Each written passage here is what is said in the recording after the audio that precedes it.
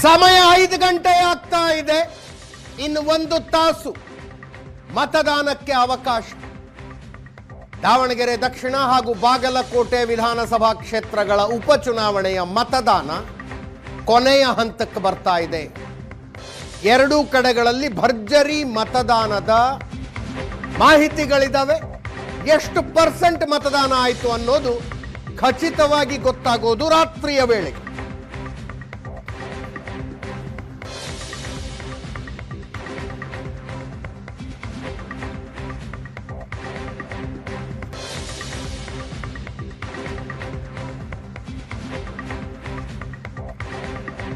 ಬಾಗಲಕೋಟೆಯಲ್ಲಿ ಮಧ್ಯಾಹ್ನದ ತನಕ 55% ವೋಟಿಂಗ್ ಅನ್ನುವ ಸುದ್ದಿ ಇತ್ತು. ದಾವಣಗೆರೆಯಲ್ಲಿ 50%.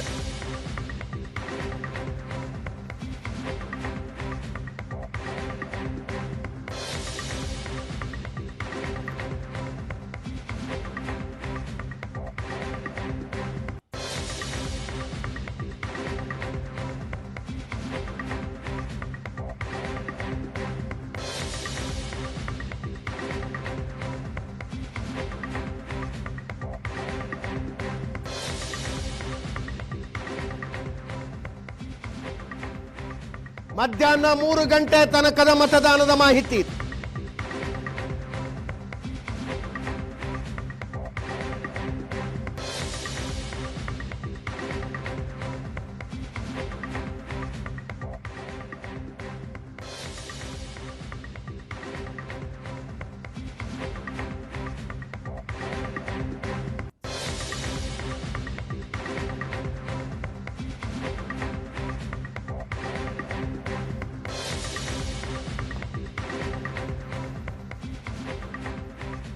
ಬಾಗಲಕೋಟೆ ವೀರಣ್ಣ ಚರಂತಿಮಠ್ ವರ್ಸಸ್ ಉಮೇಶ್ ಮೇಟಿ.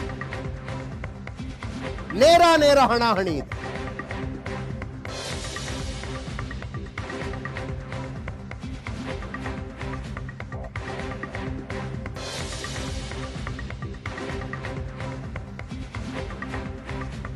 ದಾವಣಗೆರೆ ಸಮರ್ಥ ಶಾಮನೂರು ವರ್ಸಸ್ ಶ್ರೀನಿವಾಸ ದಾಸಕರಿಯಪ್ಪ. ಇದನ್ನ ಟ್ರಯಾಂಗ್ಯುಲರ್ ಫೈಟ್ ಮಾಡುವ ಪ್ರಯತ್ನ ಶಕ್ತಿ ಮೀರಿ ನಡೆದಿದೆ. ಆಗುತ್ತಾ ಆಗೋದಿಲ್ವಾ ಅಂತ ರಿಸಲ್ಟ್ ಬಂದಾಗಲೇ ಗೊತ್ತಾಗುತ್ತೆ.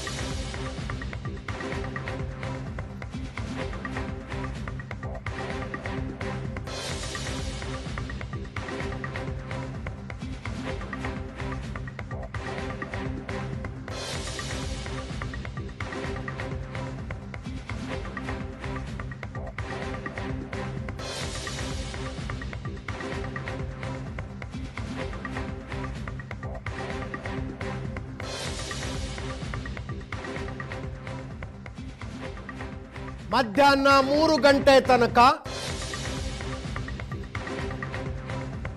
ಬಾಗಲಕೋಟೆಯಲ್ಲಿ 55% ವೋಟಿಂಗ್ ಆದ ಮಾಹಿತಿ ಇತ್ತು.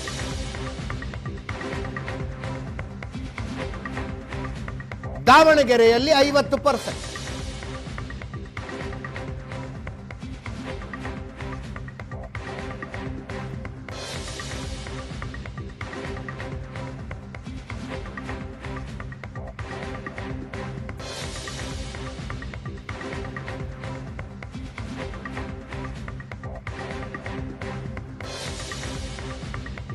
ಜನರಲ್ ಎಲೆಕ್ಷನ್ ನಲ್ಲಿ 69% ವೋಟಿಂಗ್ ಆಗಿದ್ವು ಎರಡು ಕ್ಷೇತ್ರಗಳು.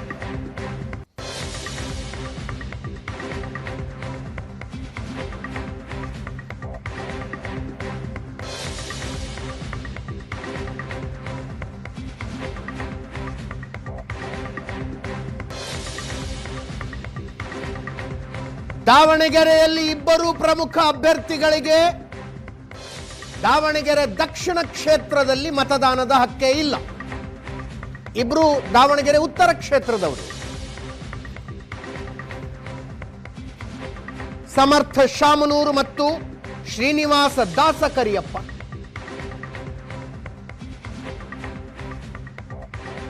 ಇಬ್ಬರ ಹೆಸರು ಕೂಡ ದಾವಣಗೆರೆ ಉತ್ತರ ವಿಧಾನಸಭಾ ಕ್ಷೇತ್ರದ ವೋಟರ್ ಲಿಸ್ಟ್ ನಲ್ಲಿದೆ.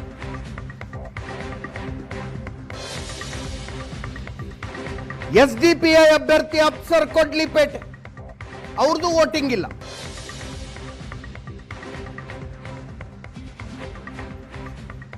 ಬಾಗಲಕೋಟೆಯ ಬಿಜೆಪಿ ಕಾಂಗ್ರೆಸ್ ಕ್ಯಾಂಡಿಡೇಟ್ಗಳ ವೋಟಿಂಗ್ ಮಾತ್ರ ಅವರ ಕ್ಷೇತ್ರದಲ್ಲಿದೆ. ಬೆಳಗ್ಗೆನೆ ಮತ ಚಲಾಯಿಸಿದ್ರು. ಇಬ್ಬರು ಗೆಲುವಿನ ವಿಶ್ವಾಸ ವ್ಯಕ್ತಪಡಿಸಿದ್ರು.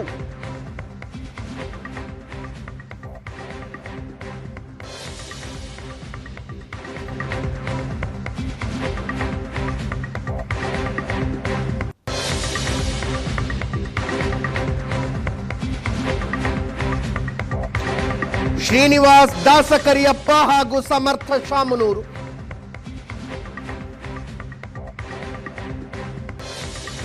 ಇಬ್ಬರು ದಾವಣಗೆರೆ ದಕ್ಷಿಣದ ಮತದಾರರ ಪಟ್ಟಿಯಲ್ಲಿಲ್ಲ.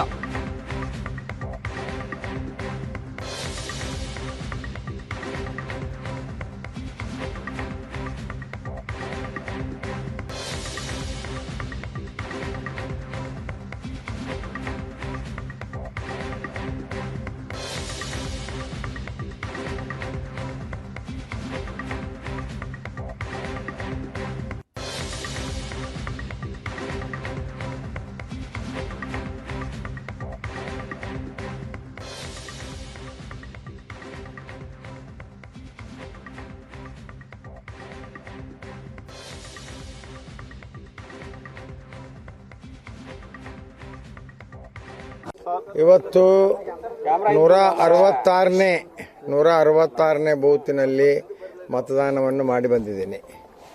ಎಲ್ಲ ನಗರ ಪ್ರದೇಶದಲ್ಲಿ ನಾನು ಬೆಳಗ್ಗೆ 8 ಗಂಟೆಯಿಂದ ಎಲ್ಲ ಬೂತ್ಗಳಿಗೆ ವಿಸಿಟ್ ಕೊಡ್ತಾ ಇದ್ದೀನಿ. ಎಲ್ಲ ಉತ್ಸಾಹದಿಂದ ಜನ ಮತದಾನಕ್ಕೆ ಬರ್ತಾ ಇದ್ದಾರೆ. ನಾನು ಮತದಾರರಿಗೆ ಒಂದೇ ಒಂದು ವಿನಂತಿಯನ್ನು ಮಾಡಿಕೊಡ್ತೀನಿ.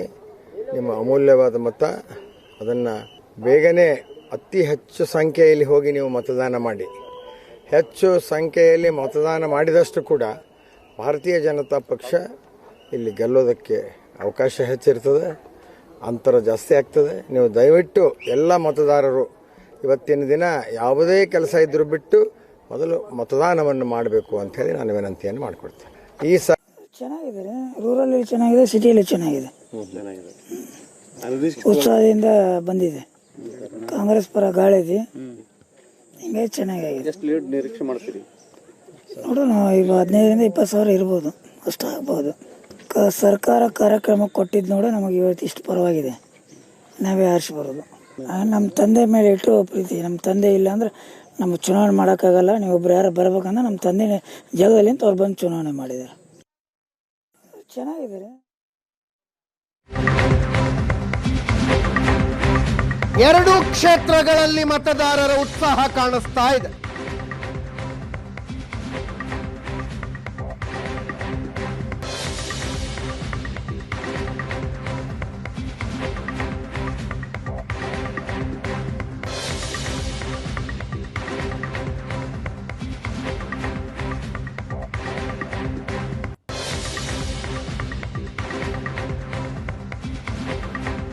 ಅಂತಿಮವಾಗಿ ಎಷ್ಟು % ವೋಟಿಂಗ್ ಆಯಿತು ಅನ್ನೋದು ರಾತ್ರಿ ಎಷ್ಟೊತ್ತಿಗೆ ಒಂದು ಕ್ಲಾರಿಟಿ ಸಿಗುತ್ತೆ. ಮತದಾನ ಮಾಡುವುದಕ್ಕೆ ಬಂದವರಲ್ಲಿ ಉತ್ಸಾಹ ಅಂತೂ ಕಾಣಿಸ್ತಾ ಇತ್ತು.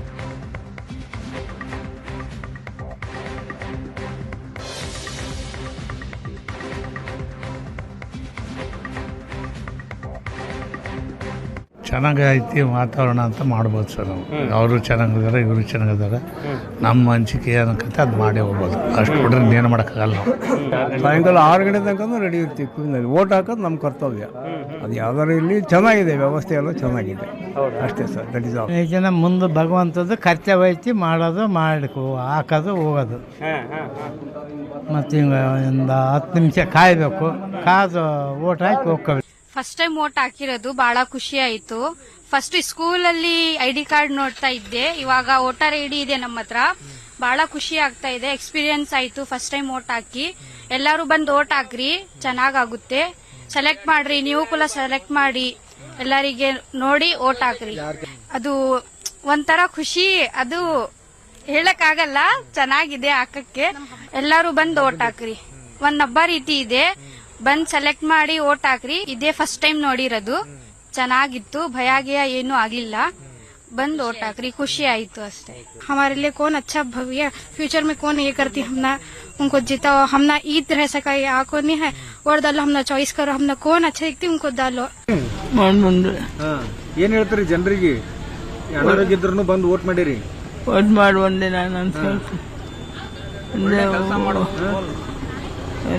ಒಳ್ಳೆ ಕೆಲಸ ಮಾಡ್ಬೇಕು ತುಂಬಾ ಖುಷಿ ಆಯ್ತು ಫಸ್ಟ್ ಟೈಮ್ ವೋಟ್ ಹಾಕಿದ್ದು ಅಲ್ಲಿ ಒಳಗಡೆ ಹೆಂಗೆ ಏನು ಅಂತ ಗೊತ್ತಿರಲಿಲ್ಲ ಅವರೆಲ್ಲ ಹೇಳ್ಕೊಟ್ರು ಎಲ್ಲರೂ ವೋಟ್ ಮಾಡಲೇಬೇಕು ಸರ್ ಯಾರಾಗಲಿ ಮಾಡಲೇಬೇಕು ನಟ್ಟಗಿದ್ದರು ಮಾಡ್ಬೇಕು ಚೆನ್ನಾಗಿ ನಮ್ಮಂತರೂ ಮಾಡ್ಬೇಕು ಅದು ಒಳ್ಳೇದು ನಮ್ಮ ಹಕ್ಕದು ಮೊದಲು ದಾವಣಗೆರೆ ನಗರ ಅಂತಿತ್ತು ಉತ್ತರ ದಕ್ಷಿಣ ಆಗಿದೆ 100ಕ್ಕೆ 100 ಬೆಳಗಿಂದ ಓಡಾಡ್ತಿದ್ವಲ್ಲ ಈ ವಾತಾವರಣ ಉತ್ಸಾಹದ ವಾತಾವರಣ ಎಲ್ಲ ಸರ್ವ ಜನಾಂಗ ಅವರವರೇನದೇ ಸರ್ವ ಜನಾಂಗರು ಯುವಕರಿದ್ದಾರೆ ಒಂದು ಅವಕಾಶ ಕೊಡಬೇಕು ಒಂದೇ ಮನೆತನಕ್ಕೆ ಕೊಡಬಾರ್ದು ಅಂತ ತೀರ್ಮಾನ ಮಾಡಿದರೆ 100ಕ್ಕೆ 100 ಗೆಲ್ತೀವಿ. ಈ ವಯಸ್ಸೆಟ್ರಿ ನಮ್ಗೆ 77. ಈ ವಯಸ್ಸಿನಾಗೂ ಮನೆಗೆ ಬಿಟ್ಟು ಬಂದು ಓಟ್ ಹಾಕ್ತಿರಲ್ಲ ಏನು ಸಾಯ್ತು ಮತ್ತು ಹಾಕ್ಬೇಕಾಗೈತಿ ಎಲ್ಲ ಜಗತ್ತದು ಇದೈತೆ ಅದು ಅದಕ್ಕೆ ಮನೆ ಬಿಟ್ಟು ಬಂದು ಹಾಕ್ಬೇಕಾಗೈತಿ ಎಲ್ಲರೂ ಹಾಕಿದ್ರೆ ಒಬ್ಬರು ಇದಾಕತ್ತಲ್ಲ ಮತ್ತು ಇಲ್ಲಿಕ್ಕೆ ಆಗೋದಿಲ್ಲ ಮನೆಗೆ ನಮ್ಮ ಮನೆಗೆ ಕುಂತೀವಿ ಅಂದ್ರೆ ಏನಾಗ್ತೈತಿ ಅದಕ್ಕೆ ನಾವು ಯಾರು ಬರಲಿ ಅವ್ರಿಗೆ ಹಾಕಬೇಕು. ಕೆಲವೊಬ್ರ ಓಟಿಗೆ ದಿವಸ ರಜಾ ಸಿಕ್ತತ್ ಹೇಳಿ ಟೂರ್ ಹೋಗ್ಬಿಡ್ತಾರ ಓಟ್ ಹಾಕಂಗಿಲ್ಲ. ಹಾಕ್ಬೇಕ್ರಿ ಅದು ನಾವು ಇದ್ದು ಎರ್ತಾಕತ್ತಿ ಹಾಕ್ಬೇಕು ಅದು ನಿಜವಾಗಿ ಹಾಕ್ಬೇಕು ನಮ್ಮ ಧರ್ಮ ಅದು. ತಾವು ಮೊದಲ ಬಾರಿಗೆ ಓಟನ್ನು ಮಾಡಿದಿರಿ ಏನು ಅನಿಸ್ತದೆ ತಮಗೆ? ಅಂದರೆ ಇಷ್ಟು ದಿನ ಮಮ್ಮಿ ಪಪ್ಪ ಹಾಕಿ ಬರ್ತಿದ್ರು ನಾವು ನೋಡ್ತಿದ್ವಿ. ಇವಾಗ ನಾನೇ ಹಾಕಿ ಭಾಳ ಖುಷಿ ಆಗ್ತಿದೆ. ಒಳಗೆ ಹೋದ್ಮೇಲೆ ವೋಟರ್ ID ಅದು ಕೇಳಿ ಸೈನ್ ತೊಗೊಂಡು ಅದು ಮಾರ್ಕ್ ಮಾಡಿಸಿ ಫಸ್ಟ್ ಎಕ್ಸ್ಪೀರಿಯನ್ಸ್ ಚಲೋ ಇತ್ತು. ಆಮೇಲೆ ವೋಟ್ ಮಾಡಿ ಬಂದು ಚಲೋ ಅನಿಸ್ತು. ನೀವೆಲ್ಲ ಈಗ ಫಸ್ಟ್ ಟೈಮ್ ವೋಟ್ ಮಾಡಿದ್ರಿ, ಈಗ ನಿಮ್ಮ ಜೊತೆಗೆ ಇರ್ತಕ್ಕಂಥ ಅಂದ್ರೆ ಯುವ ಮತದಾರರಿಗೆ ಏನು ಹೇಳಕ್ಕೆ ಇಷ್ಟಪಡ್ತೀರಿ? ನಿಮ್ಮ ವೋಟನ್ನು ವೇಸ್ಟ್ ಮಾಡೋಕ್ಕೆ ಹೋಗಬೇಡಿ. ನಿಮ್ದು ರೈಟ್ಸ್ ಅದಾವು, ಅವ್ನು ಬೇಕಂದ್ರೆ vote hockey and don't waste it. ನಂದು ಫಸ್ಟ್ ಟೈಮ್ ವೋಟ್ ಐತಿ, ಭಾಳ ಎಕ್ಸೈಟ್ಮೆಂಟ್ ಐತಿ, ಟೆನ್ಷನ್ ಐತಿ, ಎಲ್ಲ ಐತಿ. ಸ್ವಲ್ಪ ರಶ್ ಇಲ್ಲಿ ಎಲ್ಲ ರಶ್ ಆಯ್ತು, ವೆಯ್ಟ್ ಮಾಡಿ ಸ್ವಲ್ಪ ಟೈಮ್ ಜಾಸ್ತಿ ಫಾಸ್ಟ್ ವೋಟ್ ಮಾಡಿ ಇಲ್ಲ ಫಸ್ಟ್ ಟೈಮ್ ಮಾಡ್ತೀವಿ. ಎಕ್ಸೈಟೆಡ್ ಫಸ್ಟ್ ಹೂ ವಿನ್ಸ್ ಗೊತ್ತಿಲ್ಲ ಅದು ನೋಡ ಎಕ್ಸೈಟೆಡ್. ಎಲ್ಲರೂ ವೋಟ್ ಮಾಡ್ಬೇಕಂತ ಹೇಳಕ್ ಇಷ್ಟ. ಚಲೋ ಅನಿಸ್ತೈತ್ರಿ, ಸೇಫ್ ಐತಿ, ವೋಟ್ ಮಾಡಕ್ ಸೇಫ್ ಐತಿ. ಅಂದ್ರ ಕ್ರೌಡ್ ಕಂಟ್ರೋಲ್ ಮಾಡ್ಬೋದ್ರಿ. ಅಂದ್ರೆ ಭಾಳ ವೋಟಿಂಗ್ ಬೂತ್ ಇದ್ರ ಕ್ರೌಡ್ ಕಂಟ್ರೋಲ್ ಆಗ್ತೈತಿ, ಈಸಿ ಆಗ್ತೈತ್ರಿ ವೋಟ್ ಆಗೋದು. ಯಾರು ಡಿಸರ್ವಿಂಗ್ ಅದಾರ ಅವ್ರಿಗೆ ವೋಟ್ ಮಾಡ್ಬೇಕು. ಹೌದು, ಎಲ್ಲರೂ ವೋಟ್ ಮಾಡ್ಬೇಕು. ಎಲ್ಲರೂ ಬಂದು ವೋಟ್ ಮಾಡಿ, ಯಾರು ಡಿಸರ್ವಿಂಗ್ ಇದ್ದಾರೆ ಅವ್ರಿಗೆ ವೋಟ್ ಮಾಡೇಬೇಕು, ಮಾಡಿ ಬಂದು ಎಲ್ಲರೂ ಬಂದು ವೋಟ್ ಮಾಡಬೇಕು. ನಮ್ಮ ಸಮಾಜ ಚೇಂಜಸ್ ಆಗ್ಬೇಕಂದ್ರೆ ಒಳ್ಳೇದು ಕಾಣ್ಬೇಕಂದ್ರೆ ನಾವು ಹೋಗಿ ವೋಟ್ ಮಾಡಬೇಕು. ನಮ್ಮ ಲೀಡರ್ ಯಾರತ್ ನಾವೇ ಚೂಸ್ ಮಾಡಬೇಕು. ನಮಗಂತೂ ಅನುಕೂಲ ಆಗಿದೆ. ಇಲ್ಲಾಂದ್ರೆ ಫುಲ್ ಜಾತ್ರೆ ಹಂಗೆ ಎಲ್ಲರೂ ಶಕಿ ಬಿಸಿಲು ಅದಿದ್ರ ಬದಲಿ ಒಂದೊಂದು ಲೈನ್ ಮಾಡಿ ಎಲ್ಲರೂ ಆರಾಮಾಗಿ ಸೇಫ್ ಆಗಿ ವೋಟ್ ಮಾಡೋದು ಒಳ್ಳೆಯದು. ಪ್ರತಿ ಸಾರಿ ವೋಟ್ ತಪ್ಸಂಗಿಲ್ಲ? ಇಲ್ಲ ಸರ್, ತಪ್ಸೋದಿಲ್ಲ. ನಮ್ಮ ಮತದಾನ ನಾವು ಹೆಂಗೆ ತಪ್ಸಕ್ಕೆ ಬರ್ತದೆ? ನಮ್ದು ಬಿಟ್ಟು ಕೊಡಂಗಿಲ್ಲ ಸರ್. ನಾವು ಅದು ಮಾಡೋ ಬರಲೇಬೇಕು ಸರ್. ಎಷ್ಟೆಲ್ಲ ಮಂದಿ ಹೋಗಿದ್ರಿ? ನಾವೊಂದು 60-70 ಮಂದಿ ಜನ ನಮ್ಮ ಮನೆಯವರು ಇದ್ದವ್ರು ಅಲ್ಲಿ. ಎಲ್ಲ ತಿಮ್ಮಾಪುರ ಒಂದೇ ಊರಿನವರು. ನಮ್ಮ ಹಕ್ಕ ಅಂತ ಹೇಳ್ಕೇಸಿ ನಾವು ಇಲ್ಲಿ ವೋಟ್ ಹಾಕೋಕೆ ಇಲ್ಲಿಗೆ ಬಂದಿದ್ದು.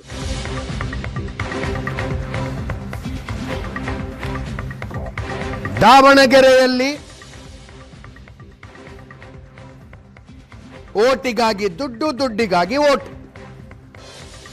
ಕಾಂಗ್ರೆಸ್ ದುಡ್ಡು ಹಂಚುತ್ತಾ ಇರುವ ವಿಡಿಯೋ ವೈರಲ್ ಆಗ್ತಾ ಇದೆ. ದಾವಣಗೆರೆಯ SPS ನಗರದಲ್ಲಿ ಬಹಿರಂಗವಾಗಿ ನಗರ ಪಾಲಿಕೆಯ ಮಾಜಿ ಸದಸ್ಯೆ ಪಾಮೇನಹಳ್ಳಿ ನಾಗರಾಜನ್ ಸ್ಥಳೀಯ ಜನ ವಿಡಿಯೋ ಮಾಡಿದ್ದಾರೆ.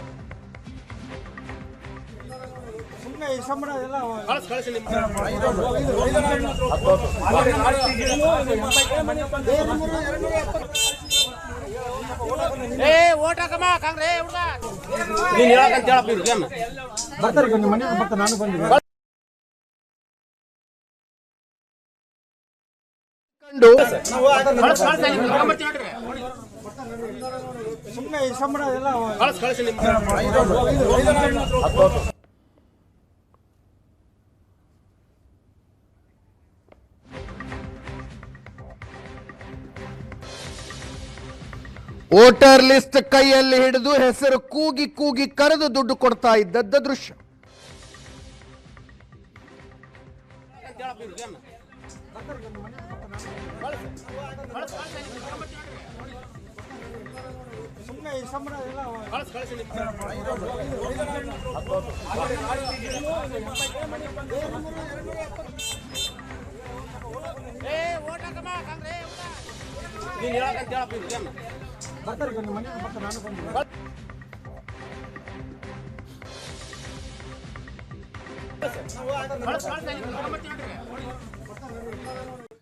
ನನ್ನ ಕೊಲೀಗ್ ಪ್ರಶಾಂತ್ ನಾಥು ನೇರ ಸಂಪರ್ಕದಲ್ಲಿದ್ದಾರೆ. ಬಾಗಲಕೋಟೆ ಹಾಗೂ ದಾವಣಗೆರೆ ರಿಪೋರ್ಟರ್ಗಳು ಇಬ್ಬರು ಕೂಡ ಲೈವ್ನಲ್ಲಿದ್ದಾರೆ.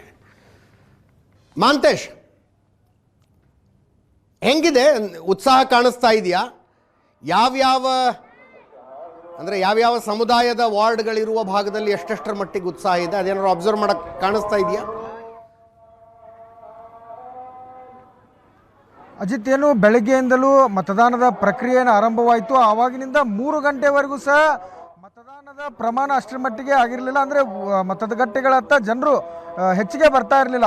ಎಸ್ಪೆಷಲಿ ನಗರ ಪ್ರದೇಶಗಳಲ್ಲಿ 200 ಈ ನಗರ ಪ್ರದೇಶಗಳಲ್ಲಿರುವಂತಹ ಮತಗಟ್ಟೆಗಳೇನಿದೆ 238 ಮತಗಟ್ಟೆಗಳತ್ತ ಜನರು ಬರುವ ಪ್ರಮಾಣ ಕಡಿಮೆ ಆಗಿತ್ತು. ಆದರೆ 3 ಗಂಟೆಯ ಬಳಿಕ ಜನರ ಉತ್ಸಾಹ ಹೆಚ್ಚಾಗಿದೆ ಅಂತ ಹೇಳ್ಬೋದು. 3 ಗಂಟೆಯ ಬಳಿಕ ಸಾಕಷ್ಟು ಸಂಖ್ಯೆಯಲ್ಲಿ ಜನರು ಆಗಮಿಸ್ತಾ ಇದ್ದಾರೆ. ಸದ್ಯ ನಾನು ದಾವಣಗೆರೆ ದಕ್ಷಿಣ ವಿಧಾನಸಭಾ ಕ್ಷೇತ್ರ ವ್ಯಾಪ್ತಿಯ ಮಿಲ್ಲತ್ ಶಿಕ್ಷಣ ಸಂಸ್ಥೆ ಆವರಣದಲ್ಲಿರುವಂತಹ ಮತಗಟ್ಟೆಯ ಬಳಿ ಇದ್ದೀನಿ. ನೀವು ನೋಡಬಹುದು ದೃಶ್ಯದಲ್ಲಿ 3 ಗಂಟೆ ಆದ ಮೇಲೆ ಇಲ್ಲಿ ಅಲ್ಪಸಂಖ್ಯಾತ ಬಾಹುಳ್ಯ ಇರುವಂತಹ ವಾರ್ಡ್ಗಳಿದು ಅತಿ ಸೂಕ್ಷ್ಮ ಮತಗಟ್ಟೆ ಅಂತ ಪರಿಗಣಿಸಲಾಗುತ್ತೆ. ಇಲ್ಲಿ ಈ ಶಿಕ್ಷಣ ಸಂಸ್ಥೆ ಆವರಣದಲ್ಲಿ ಒಟ್ಟು 7 ಮತಗಟ್ಟೆಗಳಿರುವಂಥದ್ದು. ಈ 7 ಮತಗಟ್ಟೆಗಳಲ್ಲಿ 3 ಗಂಟೆಯ ಬಳಿಕ ಸರದಿ ಸಾಲಿನಲ್ಲಿ ನಿಂತು ತಮ್ಮ ಹಕ್ಕನ್ನು ಚಲಾವಣೆ ಮಾಡಲು ಈಗ ಜನರು ಆಗಮಿಸಿರುವಂಥದ್ದು. ನೀವು ನೋಡಬಹುದು ದೃಶ್ಯದಲ್ಲಿ ಮಹಿಳೆಯರು ಸೇರಿದಂತೆ ಪುರುಷ ಮತದಾರರು ಸಹ ಸರದಿ ಸಾಲಿನಲ್ಲಿ ನಿಂತು ತಮ್ಮ ಹಕ್ಕನ್ನು ಚಲಾವಣೆ ಮಾಡಲು ಬಂದಿದ್ದಾರೆ. ಕಳೆದ ಬಾರಿಯೂ ಇದೇ ಮತಗಟ್ಟೆಯಲ್ಲಿ ಈ ಶಿಕ್ಷಣ ಸಂಸ್ಥೆಯಲ್ಲಿ ಸ್ಥಾಪಿಸಿದ ಮತಗಟ್ಟೆಯಲ್ಲಿ ಸುಮಾರು ರಾತ್ರಿ 10:30ವರೆಗೂ ಸಹ ಮತದಾನ ಆಗಿತ್ತು. ಹೀಗಾಗಿ ಬೇಗ ಮತದಾನ ಮಾಡುವಂತೆ ಜಿಲ್ಲಾಡಳಿತವೂ ಸಹ ಜನಜಾಗೃತಿಯನ್ನು ಮೂಡಿಸಿತು. ಆದರೂ ಸಹ 3 ಗಂಟೆಯ ಬಳಿಕ ಸಾಕಷ್ಟು ಪ್ರಮಾಣದಲ್ಲಿ ಮತದಾರರು ಈಗ ಇಲ್ಲಿ ಆಗಮಿಸ್ತಾ ಇದ್ದಾರೆ. ಈಗ ಇನ್ನೂ ಒಂದು 6 ಗಂಟೆಗೆ ಮತದಾನದ ಸಮಯ ಮುಕ್ತಾಯವಾಗುವ ಹಿನ್ನೆಲೆಯಲ್ಲಿ ಈಗ ಹೆಚ್ಚಿನ ಸಂಖ್ಯೆಯಲ್ಲಿ ಮತದಾರರು ಈಗ ಆಗಮಿಸ್ತಾ ಇದ್ದಾರೆ. ಅಷ್ಟೇ ಅಲ್ಲದೆ ಈ ಭಾಗಗಳಲ್ಲಿ ಮಸೀದಿಗಳ ಮೈಕ್ಗಳಲ್ಲೂ ಸಹ ಅನೌನ್ಸ್ ಮಾಡಲಾಯಿತು, ಆದಷ್ಟು ಬೇಗ ಬಂದು ಮತದಾನ ಮಾಡಿ ಅಂತ. ಈಗ 6 ಗಂಟೆಯ ಬಳಿಕ ಈ ಶಾಲಾ ಆವರಣದ ಒಳಗಡೆ ಬಂದು ಸರದಿ ಸಾಲಿನಲ್ಲಿ ಯಾರು ನಿಂತಿರ್ತಾರೋ ಅವ್ರಿಗಷ್ಟೇ ಮತದಾನ ಮಾಡಲು ಅವಕಾಶ ಇರುತ್ತೆ. ಬಳಿಕ ಈ ಸರದಿ ಸಾಲಿನಲ್ಲಿ ನಿಂತವರಿಗೆ ಕೈಗೆ ಒಂದು ಟೋಕನ್ ಕೊಟ್ಟು ಅವರಿಗೆ ಮಾತ್ರ ಅವಕಾಶವನ್ನು ನೀಡಲಾಗುತ್ತೆ. ಹಳ್ಳಿ ಪ್ರದೇಶಗಳಲ್ಲಿ ಸುಮಾರು 50 ಮತಗಟ್ಟೆಗಳೇನಿದೆ ಆ ಹಳ್ಳಿ ಪ್ರದೇಶಗಳಲ್ಲಿರುವಂತಹ ಮತಗಟ್ಟೆಗಳಲ್ಲಿ ಮತದಾನದ ಪ್ರಮಾಣ ಹೆಚ್ಚಾಗಿದೆ. 3 ಗಂಟೆವರೆಗೂ ಸುಮಾರು 49.96% ಮತದಾನ ಆಗಿತ್ತು. ಈಗ ಸಂಜೆ 5 ಗಂಟೆಯ ಮತ್ತೊಂದು ಸುತ್ತಿನ ಮತ ಎಣಿಕೆದ ಶೇಕಡಾವಾರು ಮತದಾನ ಪ್ರಮಾಣ ಬರಬೇಕು. ಅದು ಸುಮಾರು ಒಂದು 65% ಮತದಾನದ ಪ್ರಮಾಣ ನಿರೀಕ್ಷೆ ಇದೆ. ಸುಮಾರು ಅಂದರೆ ಕಳೆದ ಬಾರಿ 69% ಮತದಾನ ಆಗಿತ್ತು. ಅದರಿಂದ ಹೆಚ್ಚಿನ ಪ್ರಮಾಣದ ಮತದಾನ ಆಗುವ ನಿರೀಕ್ಷೆ ಈಗ ರಾಜಕೀಯ ಪಕ್ಷಗಳು ಮತ್ತು ಜಿಲ್ಲಾಡಳಿತದಲ್ಲಿ ಇರುವಂಥದ್ದು. ಅಜಿತ್, ಮಧ್ಯಾಹ್ನ 3 ಗಂಟೆ ತನಕ 50% ವೋಟಿಂಗ್ ಅಂತ ಸಂಖ್ಯೆ ಬಂತಲ್ಲ, ಸರಿಗಿದೆಯಾ ಸಂಖ್ಯೆ ಅದು? ಎಸ್ ಅಜಿತ್, ಮಧ್ಯಾಹ್ನ 3 ಗಂಟೆವರೆಗೂ 50% ಮತದಾನ ಆಗಿತ್ತು. ಅದು ಗ್ರಾಮೀಣ ಪ್ರದೇಶದಲ್ಲಿ 50 ಮತಗಟ್ಟೆಗಳೇನಿದೆ ಆ 50 ಮತಗಟ್ಟೆಗಳಲ್ಲಿ 55% ಹೆಚ್ಚು ಮತದಾನ ಆಗಿತ್ತು. ಮತ್ತು ನಗರ ಪ್ರದೇಶಗಳಲ್ಲಿ ಅದರಲ್ಲೂ ಅಲ್ಪಸಂಖ್ಯಾತ ಬಾಹುಳ್ಯ ಇರುವಂತಹ ಸುಮಾರು 62 ಬೂತ್ಗಳೇನಿದೆ ಆ 62 ಬೂತ್ಗಳಲ್ಲಿ ಶೇಕಡಾವಾರು ಮತದಾನ ಪ್ರಮಾಣ ಕಡಿಮೆ ಆಗಿತ್ತು. ಈಗ 3 ಗಂಟೆಯ ಬಳಿಕ ಸಾಕಷ್ಟು ಸಂಖ್ಯೆಯಲ್ಲಿ ತಂಡೋಪತಂಡವಾಗಿ ಮತದಾರರು ಆಗಮಿಸಿ ಈಗ ತಮ್ಮ ಹಕ್ಕನ್ನು ಚಲಾವಣೆ ಮಾಡಲು ಸರದಿ ಸಾಲಿನಲ್ಲಿ ನಿಂತಿರುವಂಥದ್ದು. ಅಜಿತ್, ಎಸ್, ಬಾಗಲಕೋಟೆಯಲ್ಲಿ ಹೆಂಗಿದೆ ಮಲ್ಲಿಕಾರ್ಜುನ್? ಅಜಿತ್ ಸರ್, ಬೆಳಗಿನಿಂದಲೇ ಏನಂತಾರೆ ಇವತ್ತು ಬಾಗಲಕೋಟೆ ಉಪಚುನಾವಣೆ ಕದನದಲ್ಲಿ ಏನಂತ ಮತದಾನ ನಡೀತದೋ ಬೆಳಗಿನಿಂದಲೇ ಏನಂತಾನೆ ಮತದಾರರಲ್ಲಿ ಹುರುಪು ಕಂಡಿರುವಂತದ್ದನ್ನ ನಾವು ನೋಡ್ತಾ ಇದ್ದೇವೆ. ಯಾಕಂದ್ರೆ ಆರಂಭದಿಂದಲೂ ಕೂಡ ಅಂದ್ರೆ ಇನ್ನೂ ಮತದಾನ ಆರಂಭಕ್ಕಿಂತ ಮುಂಚೆನೆ ಏನಂತಂದ್ರೆ ಜನರು ಅಂದ್ರೆ ಮತದಾರರು ಮತಗಟ್ಟೆ ಮುಂದಗಡೆ ಬಂದು ನಿಲ್ಲುವಂತ ಒಂದು ಪರಿಸ್ಥಿತಿ ಇವತ್ತು ದಿವಸ ಇತ್ತು. ಬಿಸಿಲಿನ ಮಧ್ಯೆಯೂ ಕೂಡ ಏನಂತಂದ್ರೆ ನಗರ ಹಾಗೂ ಗ್ರಾಮೀಣ ಭಾಗಗಳು ಎರಡಲ್ಲೂ ಕೂಡ ಏನಂತಂದ್ರೆ ವಿಶೇಷವಾಗಿ ಏನಂತಂದ್ರೆ ಹೆಚ್ಚಿನ ಮತದಾನ ಆಗ್ತಾ ಇರುವಂತದ್ದನ್ನು ಕೂಡ ನಾವಿಲ್ಲಿ ಕಾಣ್ತಾ ಇದ್ದೇವೆ. ಮಧ್ಯಾಹ್ನ 3 ಗಂಟೆ ಹೊತ್ತಿಗೆ 55% ಏನಂತಂದ್ರೆ ಪ್ರತಿಶತ ಮತದಾನ ಆಗಿರುವಂತದ್ದನ್ನು ಕೂಡ ನೋಡ್ತಾ ಇದ್ದೇವೆ. ಮತ್ತು ಈಗ 5 ಗಂಟೆ ಮಾಹಿತಿಯನ್ನು ನಾವು ತೆಗೆದುಕೊಳ್ಳುವಂತಹ ಸಂದರ್ಭದಲ್ಲಿ 65ರಿಂದ 68ರವರೆಗೂ ಕೂಡ ಏನಂತಂದ್ರೆ ಮತದಾನ ಆಗಿದೆ ಅನ್ನುವಂಥ ಮಾಹಿತಿಗಳು ಕೂಡ ಲಭ್ಯವಾಗ್ತಾ ಇದ್ದಾವೆ. ಬಹುಶಃ ಏನಂತಂದ್ರೆ ಕಳೆದ ಬಾರಿಗೆ ಹೋಲಿಸಿಕೊಂಡ್ರೆ ಅಂದ್ರೆ 69% ಆಗಿರುವಂತದ್ದು ಈ ಬಾರಿ ಅಂತಂದ್ರೆ 70ಕ್ಕೂ ಅಧಿಕ ಏನಂತಂದ್ರೆ ಮತದಾನ ಆಗ್ಬಹುದು ಅನ್ನುವಂಥ ಒಂದು ಲೆಕ್ಕಾಚಾರ ಇವತ್ತಿನ ದಿವಸ ರಾಷ್ಟ್ರೀಯ ಪಕ್ಷಗಳಾಗಲಿ ಮತ್ತು ಜಿಲ್ಲಾಡಳಿತಕ್ಕೂ ಕೂಡ ಆಗಿರುವಂತದ್ದನ್ನ ನಾವು ನೋಡ್ತಾ ಇದ್ದೇವೆ. ವಿಶೇಷವಾಗಿ ಏನಂತಂದ್ರೆ ಯುವ ಮತದಾರರು ಹೆಚ್ಚು ಏನಂತಂದ್ರೆ ಮತದಾನ ಹಾಕಿರುವಂತದ್ದನ್ನು ಕೂಡ ಈ ಬಾರಿ ನಾವು ಕಾಣ್ತಾ ಇದ್ದೇವೆ. ಯಾಕಂದ್ರೆ ಕೇವಲ ನಗರ ಪ್ರದೇಶ ಅಷ್ಟೇ ಅಲ್ಲ, ಗ್ರಾಮೀಣ ಭಾಗದಲ್ಲೂ ಕೂಡ ಇವತ್ತಿನ ದಿವಸ ಏನಂತಂದ್ರೆ ಹೆಚ್ಚಿನ ಪ್ರಮಾಣದ ಮತದಾನ ಆಗಿರುವಂಥದ್ದು. 322 ಮತಗಟ್ಟೆಗಳಲ್ಲೂ ಕೂಡ ಅಂತಂದ್ರೆ ಉತ್ತಮವಾಗಿರ್ತಕ್ಕಂಥ ಮತದಾನ ಆಗಿರುವಂಥದ್ದನ್ನು ಕೂಡ ನಾವಿಲ್ಲಿ ಕಾಣ್ತಾ ಇದ್ದೇವೆ Ajith sir. Yes Prashanth, by election voting percentage ಜಾಸ್ತಿ ಆಗುತ್ತೆ ನಿರೀಕ್ಷಿತ. ಎಷ್ಟು ಪರ್ಸೆಂಟ್ ಆಯಿತು ಅನ್ನುವುದರ ಮೇಲೆ ಹೆಂಗೆ ಜನರಲ್ ಎಲೆಕ್ಷನ್ನಲ್ಲಿ ಯಾರ ಪರವಾಗಿ ಟ್ರೆಂಡ್ ಆಗಿದೆ ಅಂತ ಹೇಳ್ತೀವಲ್ಲ, ಬೈ ಎಲೆಕ್ಷನ್ ಹೇಳೋಕ್ಕಾಗತ್ತಾ? ಅದಕ್ಕೆ ಕಷ್ಟ ಅನಿಸುತ್ತೆ. ಬೈ ಎಲೆಕ್ಷನ್ಸ್ನಲ್ಲಿ ಅದು ಪ್ರಮುಖವಾಗಿ ಬಾಗಲಕೋಟೆ ಮತ್ತು ದಾವಣಗೆರೆ ಎರಡೂ ಕೂಡ ಕಳೆದ 1 ತಿಂಗಳಲ್ಲಿ ನಡೆದಿರ್ತಕ್ಕಂಥ ಬೆಳವಣಿಗೆಗಳ ನಂತರ ಇಷ್ಟು ಸ್ಪಷ್ಟವಾಗಿ ಹೇಳ್ಬೋದು, ಸ್ಕ್ರೇಪ್ ಥ್ರೂ ಅಂತಾರಲ್ವ, ತುಂಬ ಕಡಿಮೆ ಮತಗಳ ಅಂತರದಲ್ಲಿ ಇದರ ಫಲಿತಾಂಶ ನಿರ್ಧಾರ ಆಗ್ತಕ್ಕಂಥ ಸಾಧ್ಯತೆಗಳು ಹೆಚ್ಚು. ಓಕೆ, ಈಗ ಬಾಗಲಕೋಟೆಯಲ್ಲಿ ಕಳೆದ ಬಾರಿ ಜನರಲ್ ಇಲೆಕ್ಷನ್ಸ್ನಲ್ಲಿ ನೀವು 5,000 to 6,000 ನಡುವೆ ಫಲಿತಾಂಶ ಬಂದಿತ್ತು. ಪ್ರತಿ ಬಾರಿ ಅದೇ ರೀತಿಯಾಗಿರ್ತಕ್ಕಂಥ ಫಲಿತಾಂಶ ಬಂದಿದೆ ಮೇಟಿ ಮತ್ತು ವೀರಣ್ಣಚರಂತಿ ಮಠದ ನಡುವೆ. ಹೌದು, ಈ ಬಾರಿ ಕೂಡ ಇಡೀ ಸರ್ಕಾರ ಹೋಗಿ ಕುಳಿತಿದೆ. ಹೀಗಾಗಿ ಫಲಿತಾಂಶ ಈಗ ನಿಮಗೆ ಸಂಖ್ಯೆ ಸ್ವಲ್ಪ ಜಾಸ್ತಿ ಕಡಿಮೆ ಆಗಬಹುದು, ಆದರೆ ಫಲಿತಾಂಶವನ್ನು ಗೇಜ್ ಮಾಡ್ತಕ್ಕಂಥದ್ದು ಅಲ್ಲಿ ಕಷ್ಟ ಇದೆ ನನ್ನ ಅಂದಾಜಿನ ಪ್ರಕಾರ. ಬಾಗಲಕೋಟೆಯಲ್ಲೂ ಕೂಡ ಮತ್ತು ದಾವಣಗೆರೆಯಲ್ಲೂ ನೋಡಿ, ದಾವಣಗೆರೆಯಲ್ಲಿ ಪ್ರಮುಖವಾಗಿ ಗೊತ್ತಾಗಬೇಕಾಗಿರ್ತಕ್ಕಂಥದ್ದು ಮುಸ್ಲಿಂ ಬಾಹುಳ್ಯ ಪ್ರದೇಶಗಳಲ್ಲಿ ಮುಸ್ಲಿಮರು ಕೊನೆಗೆ ಹೋಗಿ ಯಾರಿಗೆ ಓಟ್ ಹಾಕಿದ್ರು, ಎಷ್ಟು ಓಟ್ ಹಾಕಿದ್ರು, ಕಳೆದ ಬಾರಿ ಯಾವ್ಯಾವ ಒಂದು ವಾರ್ಡ್ಗಳಲ್ಲಿ ಕಾಂಗ್ರೆಸ್ಗೆ ಲೀಡ್ ಸಿಕ್ಕಿತ್ತು, ಈ ಬಾರಿ ಅಲ್ಲಿ ಏನು ಸ್ಥಿತಿಗತಿ ಇದೆ ಅದು ಗೊತ್ತಾದ್ಮೇಲೆ ನನಗನ್ಸುತ್ತೆ ಒಂದು ನಿಷ್ಕರ್ಷೆಗೆ ಬರಬಹುದು ಅಂತ ಅನ್ಸುತ್ತೆ. ಬಟ್ ಬೈ ಎಲೆಕ್ಷನ್ಸ್ ಅಜಿತ್ ಇವತ್ತಿನ ಸಂದರ್ಭದಲ್ಲಿ ನನಗನ್ಸುತ್ತೆ ಬೈ ಎಲೆಕ್ಷನ್ಸ್ಗಳಲ್ಲಿ ಎಕ್ಸಿಟ್ ಪೋಲ್ ಥರ ರಿಸ್ಕ್ ತಗೋಬಾರ್ದು, ಯಾವುದೇ ರೀತಿಯಾಗಿರ್ತಕ್ಕಂಥ ರಿಸ್ಕ್ ತೆಗೆದುಕೊಳ್ಳೋದು ಕಷ್ಟ ಇರುತ್ತೆ. ಯಾಕಂದರೆ ಅಲ್ಲಿ ನರೇಟಿವ್ ಮತ್ತು ಹವಾ ಮೇಲೆಲ್ಲ ಇರೋಲ್ಲ. ಹೌದು, ಬೈ ಎಲೆಕ್ಷನ್ಸ್ನಲ್ಲಿ ರಾತ್ರಿ 2-3 ದಿನಗಳ ಕಾಲ ಹಂಚಿರ್ತಕ್ಕಂಥ ದುಡ್ಡೇನಿರುತ್ತೆ ಅದು ಗಣನೀಯವಾಗಿರ್ತಕ್ಕಂಥ ಪ್ರಭಾವವನ್ನು ಬೀರುತ್ತೆ. ನೀವು ಅದನ್ನು ಗೇಜ್ ಮಾಡ್ಲಿಕ್ಕೆ ಸಾಧ್ಯ ಇಲ್ಲ. ಯಾರೂ ಕೂಡ ನಿಮ್ಗೆ ಹೋಗಿ ಕೇಳಿದರೆ ಹೇಳಲ್ಲ, ಇಲ್ರಿ ನಾವು ದುಡ್ಡು ತೆಗೆದುಕೊಂಡು ಈ ಪಾರ್ಟಿಗೆ ಓಟ್ ಹಾಕಿದ್ದೀವಿ, ಯಾರೂ ಹೇಳಲ್ಲ. ಹಾಗಾಗಿ it is always A difficult task. ಆದರೆ ನನಗನ್ಸುತ್ತೆ BJPಗೆ ಒಂದು ವೇಳೆ ಏನಾದರೂ ಅವಕಾಶ ಸಿಕ್ಕರೆ ಅದು ಬಾಗಲಕೋಟೆಯಲ್ಲಿ ಸಿಗುವ ಸಾಧ್ಯತೆಗಳು ಹೆಚ್ಚು ಅಂತ ಅನಿಸುತ್ತೆ. ಓಕೆ, ದಾವಣಗೆರೆಯಲ್ಲಿ ಮುಸ್ಲಿಂ ಮತಗಳಿಗೆ ಏನಾಗ್ತವೆ ಅನ್ನೋದು that will decide the fate of SS Mallikarjun ಅಂತ ಅನ್ಸುತ್ತೆ ನನಗೆ. ಮುಸ್ಲಿಂ ಮತಗಳು ಒಂದು ವೇಳೆ ಈಗ ಜಮೀರ್ ಅಹ್ಮದ್ ಇಷ್ಟೆಲ್ಲ ಹೈಕಮಾಂಡ್ ರಾಜ್ಯದ ನಾಯಕರ ಒತ್ತಡದ ಹೊರತಾಗಿಯೂ ಕೂಡ ಬಂದು ಮನಸ್ಸಿನಿಂದ ಅಲ್ಲಿ ಚುನಾವಣಾ ಪ್ರಚಾರ ಮಾಡಲಿಲ್ಲ. ಹೌದು. ಮತ್ತು ಜಮೀರ್ ಅಹ್ಮದ್ ಅವರ ಪರಮಾಪ್ತ ಕಾರ್ಪೊರೇಟರ್ ಹೋಗಿ ಕೊನೆಯ ದಿನದವರೆಗೂ ಕೂಡ ಇಲ್ಲ ವಿರುದ್ಧ ಅಂತಕ್ಕಂಥದ್ದನ್ನು ಹೇಳ್ತಾ ಬಂದರು. ಮುಸ್ಲಿಂ ಅನೇಕ ನಾಯಕರು ಹೋಗಿ ನಾನು ಸೋಷಿಯಲ್ ಮೀಡಿಯಾದಲ್ಲಿ ನೋಡ್ತಾ ಇದ್ದೆ, ಬೆಂಗಳೂರಿನಲ್ಲಿ ಮುಸ್ಲಿಮರ ಪರವಾಗಿ ಮಾತನಾಡ್ತಕ್ಕಂಥ ಅನೇಕ ನಾಯಕರು ಹೋಗಿ ಅವರು ಕಾಂಗ್ರೆಸ್ಗೆ ಓಟ್ ಹಾಕಬೇಡಿ ಅಂತಕ್ಕಂಥದ್ದನ್ನು ಹೇಳಿ ಬಂದರು.